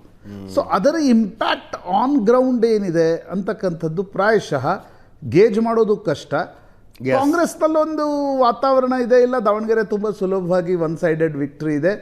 ಮೀಡಿಯಾಗಳಲ್ಲಿ ಸೋಷಿಯಲ್ ಮೀಡಿಯಾಗಳಲ್ಲಿ ಒಂದಿಷ್ಟು ಮುಸಲ್ಮಾನರು ಓಟ್ ಹೊಡಿತವೆ ಅಂತಕ್ಕಂತಿದ್ರು ಕೂಡ 10,000 ಓಟ್ ಹೊಡಿಬೋದು, ಹೊಡೆದ್ರೆ ಉಳಿದದ್ದು ನಮಗೆ ಬಹಳ ನಿರಾಯಾಸವಾಗಿ ನಾವು ಗೆಲ್ತೀವಿ ಅಂತಕ್ಕಂಥದ್ದು. ಲಾಸ್ಟ್ ಟೈಮ್ 27,000 ಲೀಡ್ ಇತ್ತು, ಲೀಡ್ ಒಂದು ಸ್ವಲ್ಪ ಹೆಚ್ಚು ಕಡಿಮೆ ಆದರೂ ಗೆಲ್ತೀವಿ ಅಂತಾರೆ. BJPಯಲ್ಲಿ ಒಂದು ಆಶಾವಾದ ಬಾಗಲಕೋಟೆ ಬಗ್ಗೆ ಜಾಸ್ತಿ ಇದೆ BJP ಕ್ಯಾಂಪ್ನಲ್ಲಿ. ಬಟ್ ಚುನಾವಣೆ ಅಜಿತ್ ಯಾವತ್ತು ಯಾವಾಗ ಹೆಂಗೆ ಟರ್ನ್ ಆಗುತ್ತೆ ಅಂತಕ್ಕಂಥದ್ದನ್ನ ಹೇಳಲಿಕ್ಕೆ ಸಾಧ್ಯ ಇಲ್ಲ.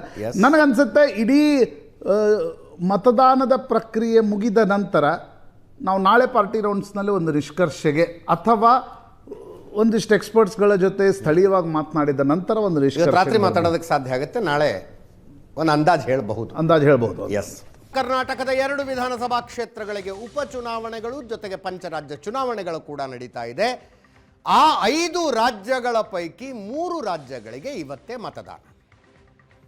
ಅಸ್ಸಾಂ, ಕೇರಳಂ ಮತ್ತು ಪುದುಚೇರಿ 3 ಕಡೆಗಳಲ್ಲಿ ಮತದಾನ ಭರ್ಜರಿಯಾಗಿ ನಡೀತಾ ಇದೆ.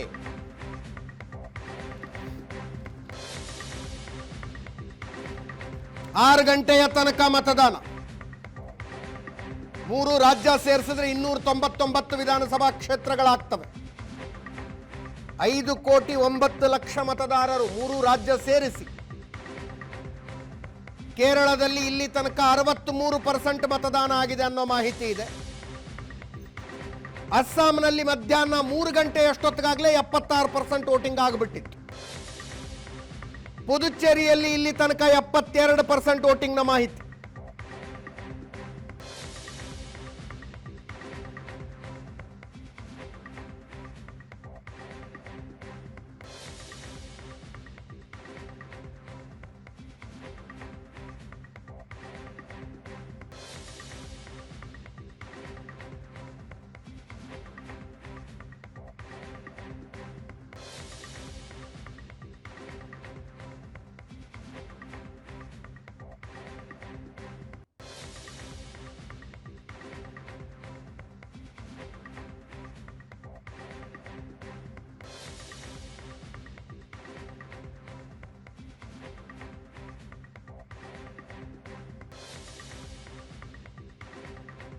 ഒരു നിർണായകമായ ഇലക്ഷനാണെന്ന് ജനങ്ങൾ ഏറ്റെടുത്തിരിക്കുന്നു. എനിക്ക് പൂർണ്ണ ആത്മവിശ്വാസമുണ്ട്. വലിയ മാറ്റം ഈ ഇലക്ഷനിൽ ജനങ്ങൾ സൃഷ്ടിക്കും, ഉണ്ടാക്കും എന്ന് ഒരു ആത്മവിശ്വാസമുണ്ട്. ഇന്ന് മറ്റൊരു കാര്യം, ഇന്ന് 140 മണ്ഡലങ്ങൾ മത്സരിക്കുന്ന എല്ലാ സ്ഥാനാർത്ഥികൾ, BJP NDA സ്ഥാനാർത്ഥികൾക്ക് ഞാൻ എൻ്റെ ബെസ്റ്റ് വിഷസും പാർട്ടീൻ്റെ ബെസ്റ്റ് വിഷസ് കൊടുക്കുന്നു. ഞങ്ങൾ ചോദിക്കുന്ന ഒരു അവസരം, ഞങ്ങൾ അഭ്യർത്ഥിക്കുന്ന ഒരു അവസരം അസംബ്ലിയിൽ പോയി ബഹളം ചെയ്യാനല്ല, കമ്പ്യൂട്ടർ തകർക്കാനല്ല, സ്പീക്കറിന് ടേബിളിൽ പോയി ഭരണാട്യം ചെയ്യാനല്ല, ജനങ്ങളുടെ പ്രശ്നങ്ങൾ പരിഹരിക്കാൻ ഒരു അവസരമാണ് ഞങ്ങൾ ചോദിക്കുന്നതും അതിനു വേണ്ടിയിട്ടാണ് ഞങ്ങൾ മത്സരിക്കുന്നത്. ഒരു ക്ലിയർ മാൻഡേറ്റ് CPM-നും കിട്ടില്ല, കോൺഗ്രസിനും കിട്ടില്ല എന്ന് 100% ആത്മവിശ്വാസമുണ്ട്. BJP ഇവിടെ ഒരു നിർണായകമായ ശക്തിയായി മാറും ഈ ഇലക്ഷനിൽ. ജനങ്ങളത് അങ്ങനെ BJPക്ക് ഒരു റോള് തരും എന്ന് എനിക്ക് 100% ആത്മവിശ്വാസം. ഇതൊരു നിർണായകമായ ഇലക്ഷനാണെന്ന് ജനങ്ങൾ ഏറ്റെടുത്തിരിക്കുന്നു. എനിക്ക് പൂർണ്ണ ആത്മവിശ്വാസമുണ്ട്. വലിയ മാറ്റം ഈ ഇലക്ഷനിൽ ജനങ്ങൾ സൃഷ്ടിക്കും, ഉണ്ടാക്കും എന്ന് ഒരു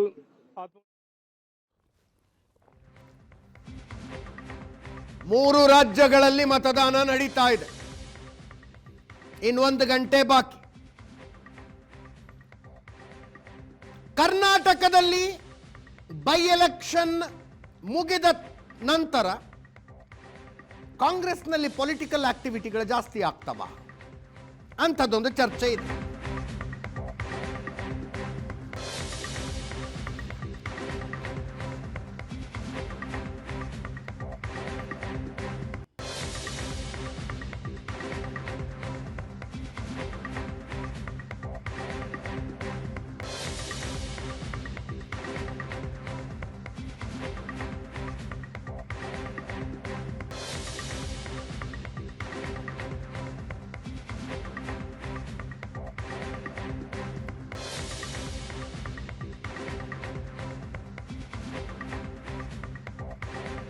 ಕೆಪಿಸಿಸಿ ಅಧ್ಯಕ್ಷ ಸ್ಥಾನದ ಮೇಲೆ ಇಬ್ಬರು ಪ್ರಮುಖ ನಾಯಕರ ಕಣ್ಣಿಟ್ಕೊಂಡು ಕೂತ್ಕೊಂಡಿದ್ದಾರೆ. ಸತೀಶ್ ಜಾರಕಿಹೊಳಿ ಮತ್ತು ಈಶ್ವರ್ ಖಂಡ್ರೆ. ಇಬ್ಬರಿಗೂ ಬೈ ಎಲೆಕ್ಷನ್ ಹೊಣೆಯನ್ನು ಹೊರಿಸಿದೆ ಹೈಕಮಾಂಡ್. ಬಾಗಲಕೋಟೆ ಗೆಲ್ಲಿಸಿಕೊಂಡು ಬನ್ನಿ ಅಂತ ಸತೀಶ್ ಜಾರಕಿಹೊಳಿ ಅವರಿಗೆ, ದಾವಣಗೆರೆ ಗೆಲ್ಲಿಸಿಕೊಂಡು ಬನ್ನಿ ಅಂತ ಈಶ್ವರ್ ಖಂಡ್ರೆ ಅವರು.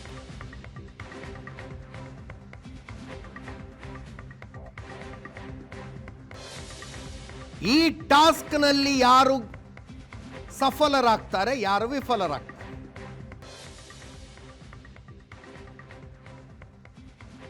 ಕೆಪಿಸಿಸಿ ಅಧ್ಯಕ್ಷ ಸ್ಥಾನದ ಕ್ಲೇಮ್ ಮೇಲೆ ಪ್ರಭಾವ ಬೀರುತ್ತೆ.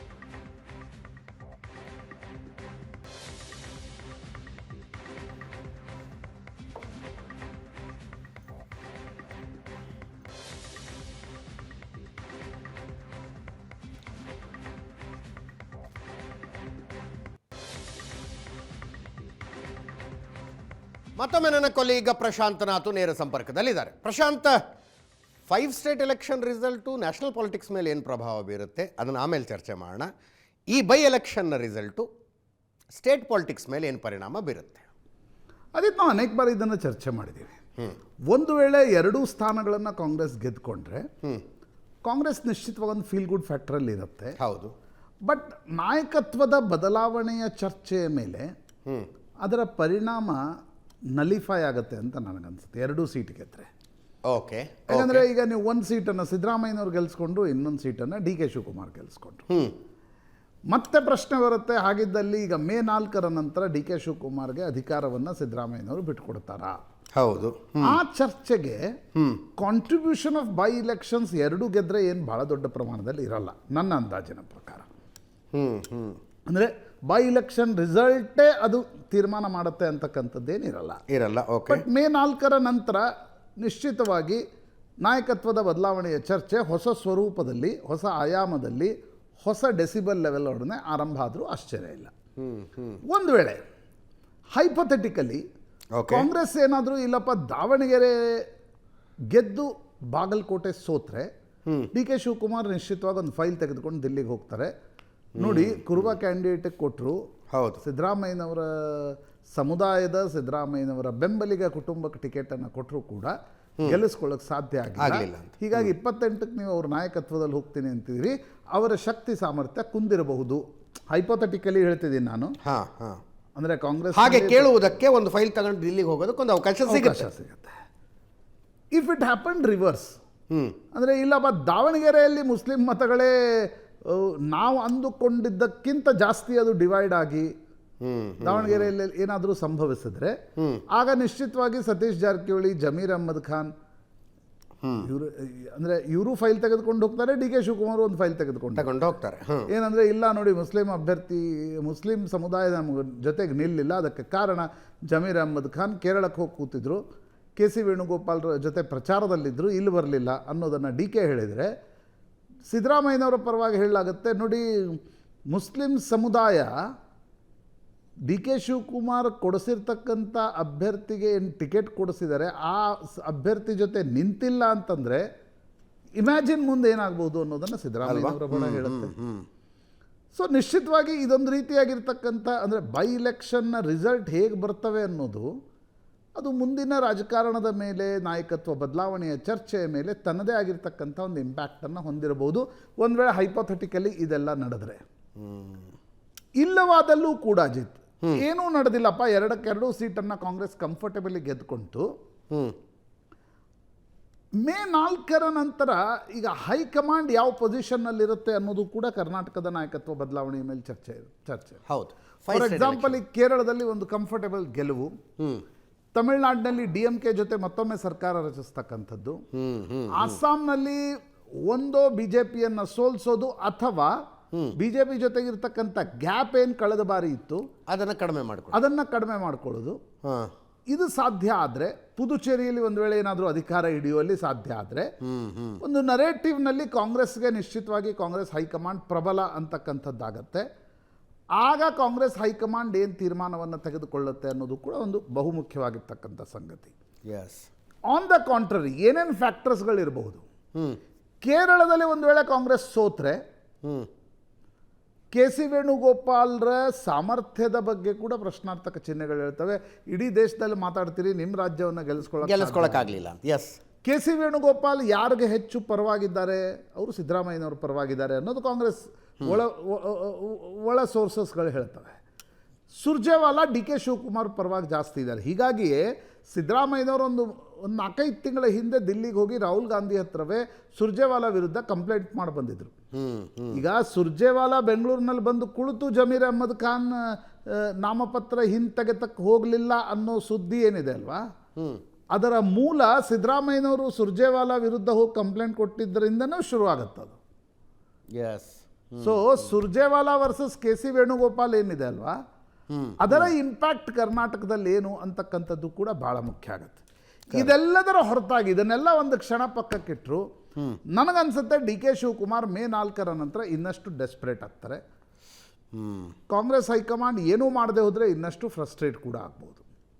ಅಂದರೆ ಒಂದಷ್ಟು ಆಕ್ಟಿವಿಟೀಸ್ಗಳು ಶುರು ಆಗುವ ಸಾಧ್ಯತೆ ಇದೆ ಡೆಫಿನೆಟ್ಲಿ. ಏಕೆಂದರೆ ಒಂದು ವೇಳೆ ಬೆಂಗಳೂರು ಮಹಾನಗರ ಪಾಲಿಕೆಯ ಚುನಾವಣೆ ಬರದೇ ಹೋದರೆ, ಅದು ಇನ್ನಷ್ಟು ವಿಳಂಬವಾದರೆ ಕಾಂಗ್ರೆಸ್ ಹೈಕಮಾಂಡ್ ಇವತ್ತೇನಾಗಿದೆ ಅಜಿತ್, ಕಳೆದ ನವೆಂಬರ್ನಿಂದ ಕಾಂಗ್ರೆಸ್ ಹೈಕಮಾಂಡ್ ಹೇಳ್ತಿದೆ, ಇಲ್ಲ ಇದೊಂದು ಮುಗಿದೋಗ್ಲಿ, ಸೆಷನ್ ಮುಗಿದೋಗ್ಲಿ, ಹೌದು, ಬಜೆಟ್ ಮಂಡಿಸಬೇಕು, ಬಜೆಟ್ ಮುಗಿದು ಹೋಗಲಿ, ಅದಾದಮೇಲೆ ಇಲ್ಲ ಪಂಚರಾಜ್ಯಗಳ ಚುನಾವಣೆಗಳು ಮುಗಿದು ಹೋಗಲಿ, ಬೈ ಇಲೆಕ್ಷನ್ಸ್ಗಳು ಮುಗಿದು ಹೋಗಲಿ ಅನ್ನೋದನ್ನು ಕಾಂಗ್ರೆಸ್ ಹೇಳ್ತಾ ಇದೆ. ಹೌದು, ಹೈಕಮಾಂಡ್ ಮೇ 4ರ ನಂತರ ನನಗನ್ಸುತ್ತೆ ಒಂದು ವೇಳೆ ಏನೂ ಮಾಡುವುದಾದರೂ ಕೂಡ ಒಂದು ಸ್ಟ್ರಕ್ಚರ್ಡ್ ಮೀಟಿಂಗ್ ದಿಲ್ಲಿಯಲ್ಲಿ ಮಾಡದೆ ಸಬೂಬ್ ಹೇಳಿ ಇನ್ನು ಮುಂದೆ ಕಳಿಸ್ಲಿಕ್ಕೆ ಸಾಧ್ಯ ಆಗಲಿಕ್ಕಿಲ್ಲ.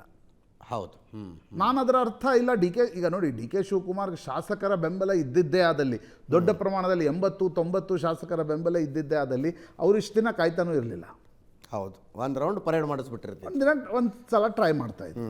ಹೀಗಾಗಿ ನನಗನ್ಸುತ್ತೆ ಕಾಂಗ್ರೆಸ್ ಹೈಕಮಾಂಡ್ ಮೇ 4ರ ನಂತರ ರಿಸಲ್ಟ್ಸ್ ಏನು ಬರುತ್ತೆ ಮತ್ತು ರಿಸಲ್ಟ್ಸ್ನಲ್ಲಿ ಎಲ್ಲಿ ಲ್ಯಾಕೂನ ಆಗುತ್ತೆ, ಎಲ್ಲಿ ಗೆಲುವಾಗುತ್ತೆ ಅನ್ನೋದರ ಆಧಾರದ ಮೇಲೆ ಒಂದು ಅಂತಿಮ ತೀರ್ಮಾನವನ್ನು ತೆಗೆದುಕೊಳ್ತಕ್ಕಂಥ ಒತ್ತಡ ಕಾಂಗ್ರೆಸ್ ಹೈಕಮಾಂಡ್ ಮೇಲೂ ಕೂಡ ಬರುತ್ತೆ.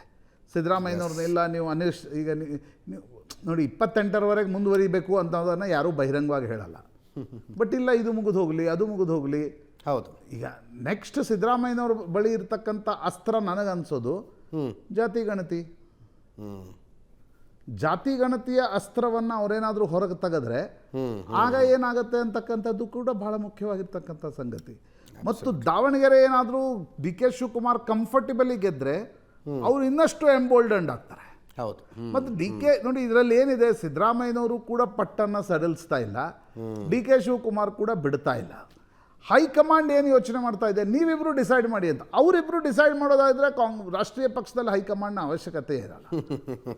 ಸೊ ಇದೊಂದು ಪೇಚಿನ ಸಂಗತಿ ಇದೆ. ನನಗನ್ಸುತ್ತೆ ಮೇ 4ರ ನಂತರ ಫಲಿತಾಂಶ ಬಂದ ನಂತರ ಬಹುತೇಕ ಮೇ 15ರ ನಂತರ ಮತ್ತೊಂದು ರೀತಿಯ ಸಂಚಲನವನ್ನು ಆಂಟಿಸಿಪೇಟ್ ಮಾಡ್ಬೋದು. ಎಸ್ ಸಂಜೆ 5 ಗಂಟೆಯ ತನಕದ ಮತದಾನದ ಪ್ರಮಾಣ ಬರ್ತಾ ಇದೆ.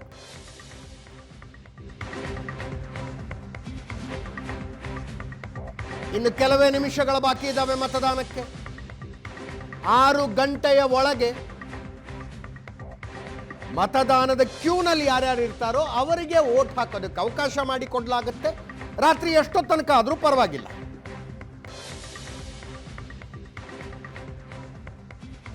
ಬಾಗಲಕೋಟೆಯಲ್ಲಿ 66% ವೋಟಿಂಗ್ ಆಗಿದೆಯಂತೆ 5 ಗಂಟೆಯ ತನಕ.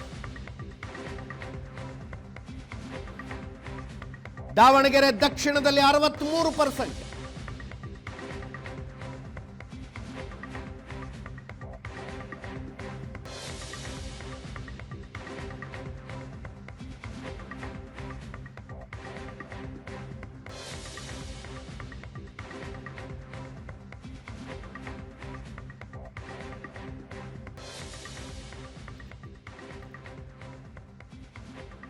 ಅಸ್ಸಾಂ, ಕೇರಳ, ಪುದುಚೇರಿಯಲ್ಲೂ ಕೂಡ ದಾಖಲೆ ಪ್ರಮಾಣದ ಮತದಾನ. ಕೇರಳದಲ್ಲಿ 75% ಆಗಿದೆಯಂತೆ 5 ಗಂಟೆ ತನಕ. ಅಸ್ಸಾಂ 84%, ಪುದುಚೇರಿಯಲ್ಲಿ 87%.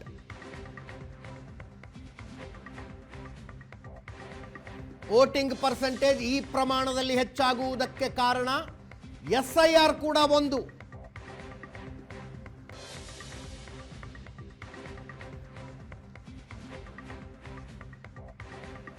SIR ಪ್ರಕ್ರಿಯೆಯಲ್ಲಿ ಮತದಾರರ ಹೆಸರುಗಳು ಡಿಲೀಟ್ ಆಗಿರುವ ಕಾರಣಕ್ಕೆ, ಅಂದರೆ ಎರಡೆರಡು ಕಡೆ ಇದ್ದವರು, ಮೃತಪಟ್ಟವರು, ಇವರೆಲ್ಲರ ಮತದಾರರ ಹೆಸರು ಡಿಲೀಟ್ ಆಗಿರುವ ಕಾರಣಕ್ಕೆ ಮತದಾನದ ಪ್ರಮಾಣ ಡೆಫಿನೆಟ್ಲಿ ಜಾಸ್ತಿ ಆಗುತ್ತೆ. ಇವರ ಹೆಸರುಗಳು ಮತದಾರರ ಪಟ್ಟಿಯಲ್ಲಿ ಇದ್ದಿದ್ರೆ ಅವರೇನು ಬಂದು ವೋಟ್ ಹಾಕ್ತಿರ್ಲಿಲ್ಲ. ಈಗ ಹೆಸರುಗಳ ಡಿಲೀಟ್ ಆಗಿದ್ದಾವೆ. ಸಹಜವಾಗಿ ಜೆನ್ವಿನ್ ವೋಟರ್ಸ್ ಸಂಖ್ಯೆ ಜಾಸ್ತಿ ಆಗಿರುತ್ತೆ. ಆ ಕಾರಣಕ್ಕೆ ಮತದಾನದ ಪ್ರಮಾಣ ಕೂಡ ಹೆಚ್ಚಾಗುತ್ತೆ.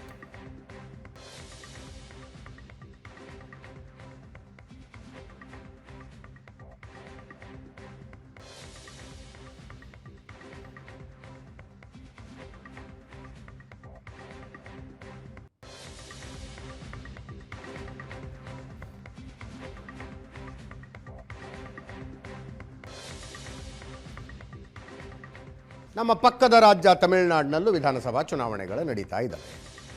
ಒಂದು ಹೊಸ ಸರ್ವೆ ಬಂದಿದೆ, ಚುನಾವಣಾ ಪೂರ್ವ ಸಮೀಕ್ಷೆ. JVC ಅವರು ಮಾಡಿರುವಂಥ ಸರ್ವೆ NDA 150 ಸ್ಥಾನಗಳನ್ನು ಕ್ರಾಸ್ ಮಾಡುತ್ತೆ ಅಂತ ಸರ್ವೆ ಹೇಳ್ತಾ ಇದೆ. 131ರಿಂದ 151 ಸ್ಥಾನದ ತನಕ AIADMK, BJP ಮತ್ತು ಇತರ ಪಕ್ಷಗಳ ಮೈತ್ರಿಯಾಗಿರುವ NDA ಗೆಲ್ಲುತ್ತೆ ಅಂತ JVC ಸಮೀಕ್ಷೆ. 234 ವಿಧಾನಸಭಾ ಕ್ಷೇತ್ರಗಳಿದ್ದಾವೆ ತಮಿಳುನಾಡಿನಲ್ಲಿ. 118 ಮ್ಯಾಜಿಕ್ ನಂಬರ್.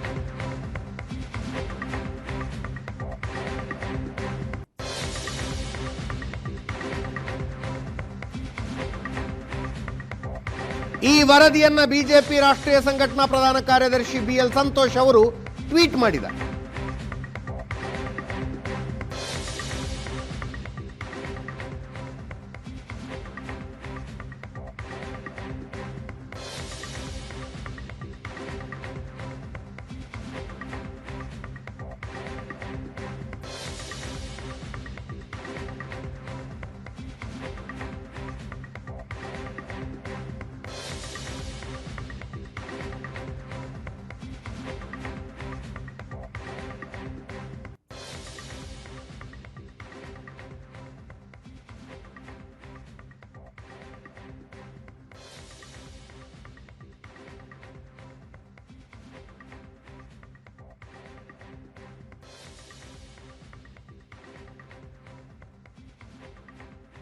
ನೂರ 31ರಿಂದ 151ರ ತನಕ NDA 80ರಿಂದ 101ಕ್ಕೆ ಸೀಮಿತವಾಗುತ್ತಂತೆ.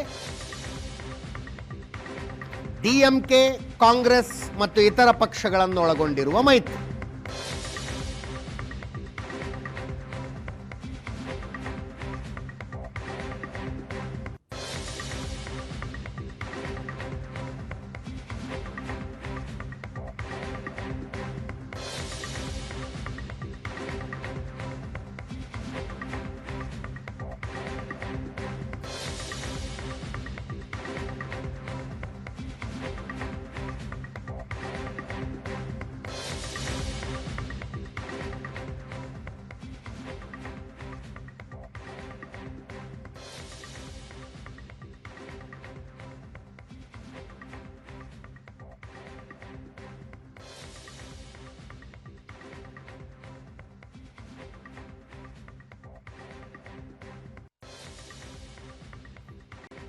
ಇನ್ನು ಪಶ್ಚಿಮ ಬಂಗಾಳ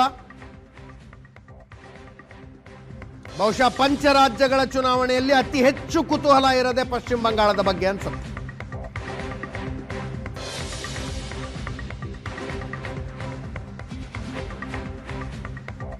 ಪ್ರಧಾನಿ ಮೋದಿ ಭರ್ಜರಿ ಪ್ರಚಾರ ಮಾಡ್ತಾ ಇದ್ದಾರೆ.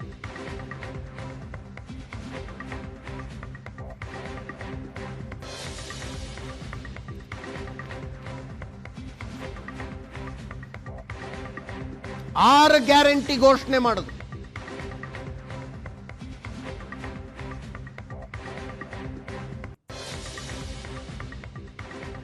ಭಯದ ವಾತಾವರಣ ಹೋಗಲಾಡಿಸುವುದು ಗ್ಯಾರಂಟಿ.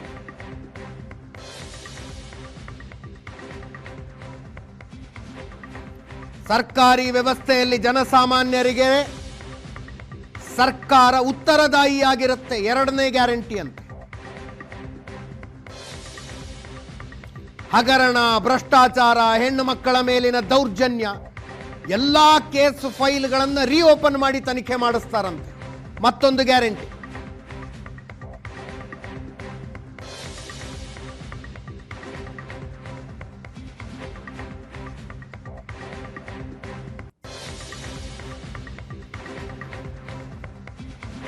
ಕೇಳಿಸ್ಕೊಳ್ಳಿ ಒಂದ್ಸಲ ಪ್ರಧಾನಿ ನರೇಂದ್ರ ಮೋದಿ ಅವರು ಮಾತಾಡಿ. मैं पश्चिम बंगाल को 6 गारंटियां देता हूं। मोदी की पहली गारंटी, टीएमसी ने भय फैलाया, सरकार और सरकारी सिस्टम को भय का माध्यम बनाया। आज बात बात पर लोगों को कोर्ट से न्याय मांगना पड़ता है। बीजेपी सरकार भय की जगह भरोसा कायम करेगी, कानून पर भरोसा लौटाएगी। मोदी की दूसरी गारंटी, बीजेपी सरकार में सरकारी सिस्टम जनता की सेवा के लिए जवाबदेह होगा, अकाउंटेबल होगा। मोदी की तीसरी गारंटी, हर घोटाले, हर करप्शन और बेटियों के साथ हुए हर अन्याय, हर रेप केस की फाइलें खुलेगी। मोदी की चौथी गारंटी, टीएमसी के राज में जिसने भी करप्शन किया है उसकी जगह जेल में होगी। मंत्री हो या संतरी, कानून सबका हिसाब करेगा। टीएमसी का कोई गुंडा अब कानून से बचने वाला नहीं है। मोदी टीएमसी को जनता जनार्दन का पैसा नहीं खाने देगा, पैसा नहीं खाने देगा। मोदी की 5वीं गारंटी, जो शरणार्थी हैं उन्हें संविधान के तहत हर हक मिलेगा, लेकिन जो घुसपैठिए हैं उनको खदेड़ा जाएगा, उनको भारत में नहीं रहने दिया जाएगा। साथियों, मोदी की 6ठी गारंटी बंगाल के सभी सरकारी कर्मचारियों, सभी शिक्षकों और अन्य सेवाओं में जुटे साथियों के लिए आपको इतने वर्षों तक ये निर्मम सरकार ने भयभीत करके रखा है। मोदी आपके साथ खड़ा है, बीजेपी आपके साथ खड़ी है। ಇನ್ನು ಬಿಹಾರದಿಂದ ಒಂದು ಸುದ್ದಿ ಬರ್ತಾ ಇದೆ. ಬಿಹಾರದಲ್ಲಿ ನಿಮಗೆಲ್ಲ ಗೊತ್ತಿರುವ ಹಾಗೆ ನಿತೀಶ್ ಕುಮಾರ್ ಅವರು ಮುಖ್ಯಮಂತ್ರಿ ಸ್ಥಾನಕ್ಕೆ ರಾಜೀನಾಮೆ ಕೊಡೋದು ಖಚಿತ ಅನ್ನೋ ಹಂಗಾಗಿದೆ. ರಾಜ್ಯಸಭೆಗೆ ಆಯ್ಕೆ ಆಗಿದ್ದಾರೆ. ಏಪ್ರಿಲ್ 10ನೇ ತಾರೀಕು ರಾಜ್ಯಸಭೆ ಸದಸ್ಯತ್ವವನ್ನು ವಹಿಸಿಕೊಳ್ತಾರೆ. ಏಪ್ರಿಲ್ 14ಕ್ಕೆ ಮುಖ್ಯಮಂತ್ರಿ ಸ್ಥಾನಕ್ಕೆ ರಾಜೀನಾಮೆ ಕೊಡ್ತಾರೆ. ಏಪ್ರಿಲ್ 15ಕ್ಕೆ ಬಿಹಾರದಲ್ಲಿ ಬಿಜೆಪಿಯ ಮುಖ್ಯಮಂತ್ರಿ ಇರ್ತಾರೆ ಅಂತ ಒಂದು ಸುದ್ದಿ ಇದೆ. ಎನ್ಡಿಎ ಶಾಸಕಾಂಗ ಪಕ್ಷದ ಸಭೆ ಕರೆಯಲಾಗಿದೆ.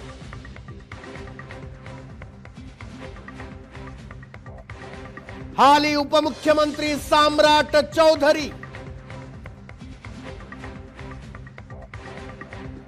ಬಿಹಾರದ ಮುಖ್ಯಮಂತ್ರಿಯಾಗುವುದು ಖಚಿತವ.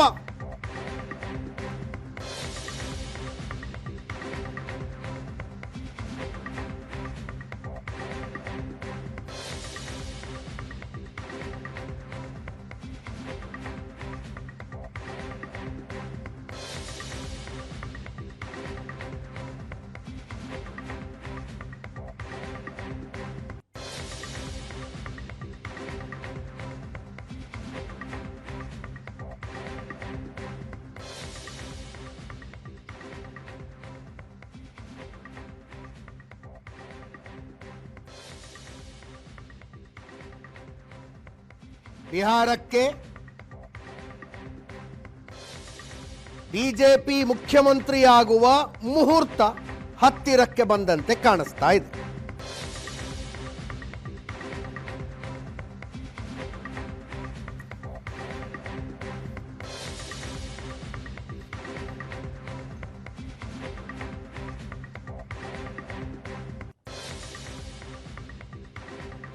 ಇದರೊಂದಿಗೆ ಇವತ್ತಿನ ಪಾರ್ಟಿ ರೌಂಡ್ಸ್ ಮುಗಿಸ್ತಾ ಇದ್ದೀವಿ. ನೇರ ದಿಟ್ಟ ನಿರಂತರ ಸುದ್ದಿಗಾಗಿ ನೋಡ್ತಾ ಇರಿ ಏಷ್ಯಾನೆಟ್ ಸುವರ್ಣ ನ್ಯೂಸ್.